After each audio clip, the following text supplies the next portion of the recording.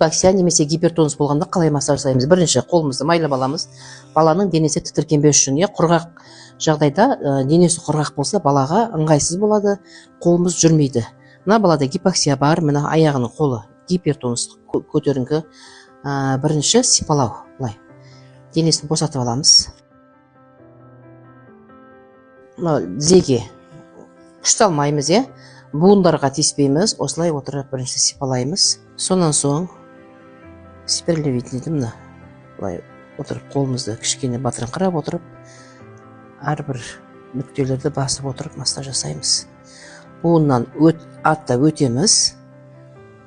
Бұлшық етін босату мақсатында тізеге тиіспейміз.